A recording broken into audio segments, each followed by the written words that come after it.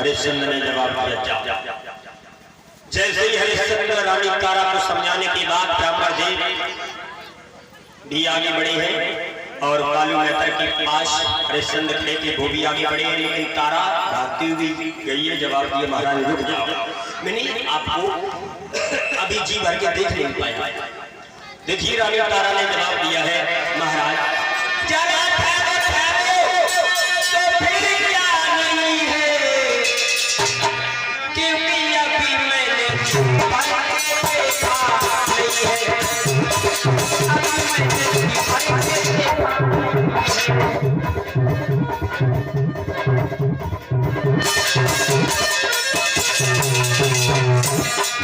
महाराज मैंने आपको सुनाई करके नहीं देख पाया है।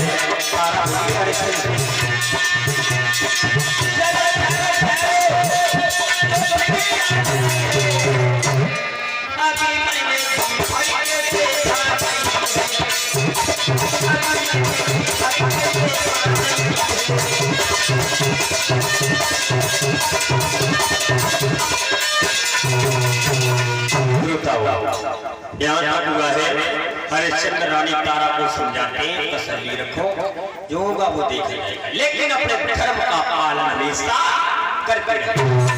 हरिश्चंद्र समझाने के बाद में आगे बढ़े हैं, कालू नेत्र के घर पहुंचे हैं। इधर रानी तारा पुत्र हुए दास ब्राह्मण देव के घर आए हैं।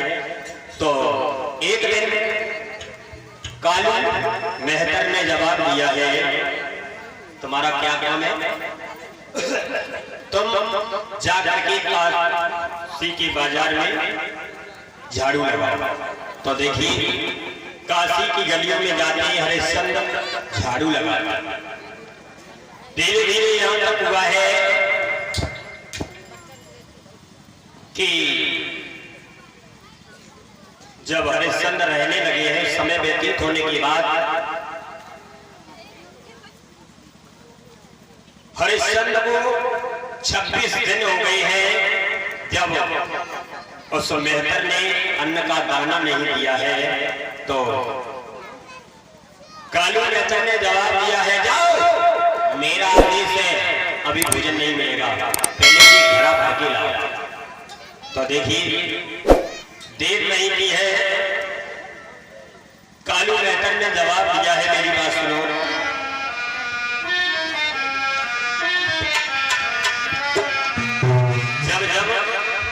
हरिश्चंद्र भोजन करने बैठते थे तो विश्वामित्र किसी न किसी रूप बना करके, कहीं कोड़ी का रूप बना करके, कहीं महात्मा का रूप बना करके हरिश्चंद्र को भोजन करने नहीं देते थे। जब 26 दिन हो गए हैं तो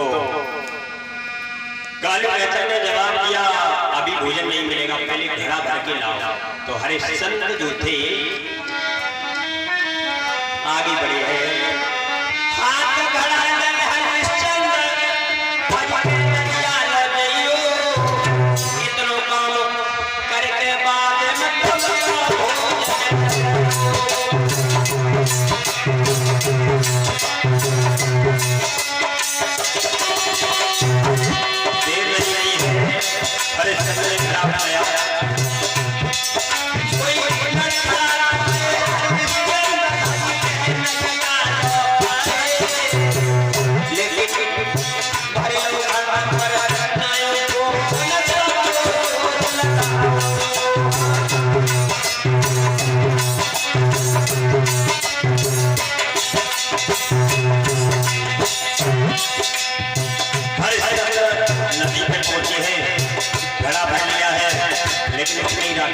शरीर में शक्ति नहीं है, ताकत नहीं है, लेकिन कुछ देर के बाद में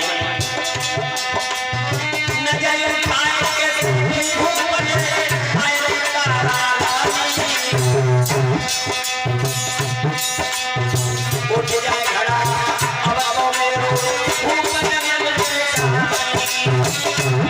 हरिश्चंद्र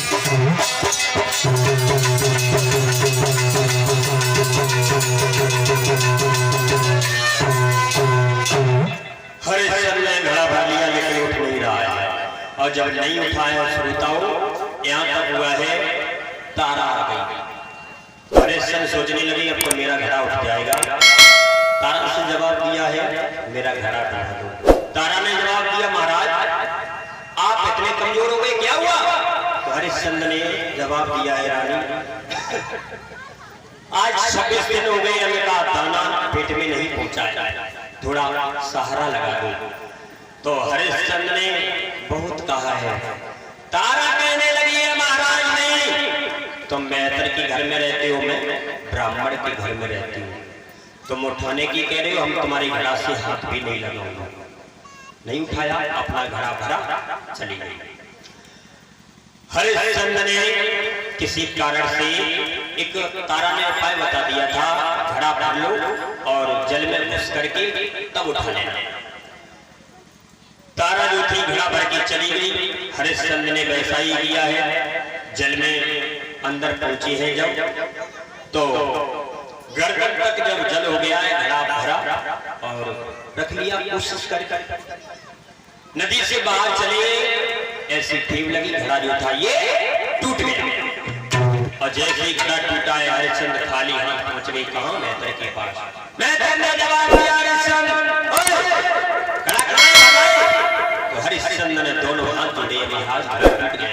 अच्छा इसका मतलब है तुम किसी के आगे नहीं हो, जाओ ये लाठी उठाओ शमशान में जाकर के पहरा करो। हरिश्चंद्र ने देर नहीं की, ये लाठी उठाई शमशान में पहरा लगाने लगे हैं। अब आइए इधर देखते हैं यहाँ रानी तारा रहती है। एक दिन ब्राह्मण देव ने जवाब दिया तारा से, अरे तुम्हारा बच्चा खेलता ही रहता है, इससे ये तो कहो ये पूजा के लिए फूल ही ले आया करे। तो देखिए तारा ने समझाया मेरे लाल जाओ अब पूजा के लिए बाग में से फूल ले आओ। तो माँ की आज्ञा पाने के बाद रोहितास उठे ही फूल लेने के लिए गए। कह रहे हैं कि कोई बात नहीं है, मैंने भी ये जिद ठानी है, जब तक तुम लोगों को सत्य से नहीं दिखा दूंगा तब तक मेरे दिल में चैन नहीं आएगा। चला रोहितास। तो देखिए विश्वामित्र जो थे एक सर्प बन गए, सर्प बन करके और डाली में छुप गई। बहुत सुंदर फूल खिला हुआ था। तो देखिए रोहितास जब पहुंचे हैं, रोहितास ने देखा है सुंदर फूल है, पुष्प खिला हुआ है। रोहितास ने जैसे ही हाथ बढ़ाया है तो विश्वामित्र ने सर्प बन करके रोहितास की उंगली में डस दिया। रोहितास जो था ये हाय ना कह करके और ये जमीन पे गिर गया। जमीन पे गिरा है, विश्वामित्र ने रूप चेंज किया है, काशी की गलियों में आवाज लगा दी है, जाओ किसी का पुत्र बाग में फूल लेने के लिए गया था, पता नहीं किसी सर्प ने डस लिया है, बेहोश बना है, किसी का वो उठा लाया। रानी तारा ने जैसे ही सुना है, रानी तारा भागी। ब्राह्मण देव ने जवाब दिया कहां जा रहे हो? जवाब दिया महाराज मेरा ही पुत्र पुष्प लेने के लिए गया था। अच्छा वो मर नहीं गया होगा, पहले भोजन बनाओ उसके बाद में। तो देखिए चौपाई के माध्यम से बताया है तारा जो थी पराधीन थी, जरा गौर करें। पराधीन सपने उसको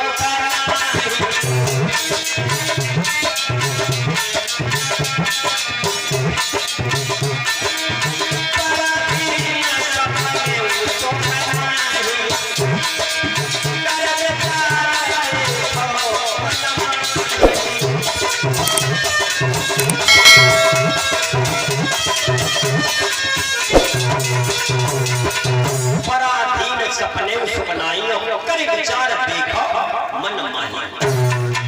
पराधीन थी तारा। तारा ने तुरंत भोजन बनाया। भोजन बनाने के बाद दोनों हाथ जोड़े, महाराज मैं आप जा सकती हूँ? अगर मर गया हो उसे यहाँ मतलब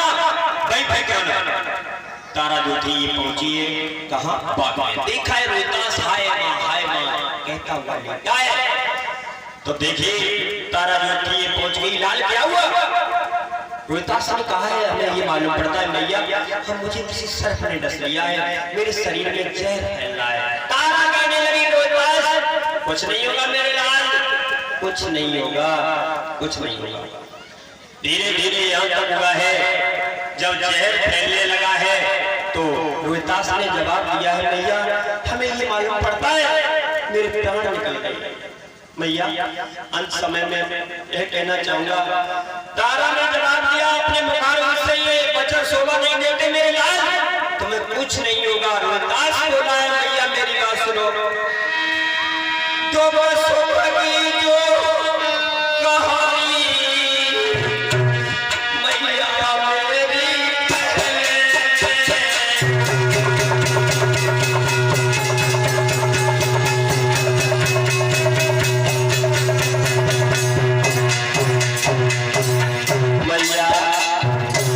मुझे ये मालूम पड़ता है शरीर में जहर फैल गया है।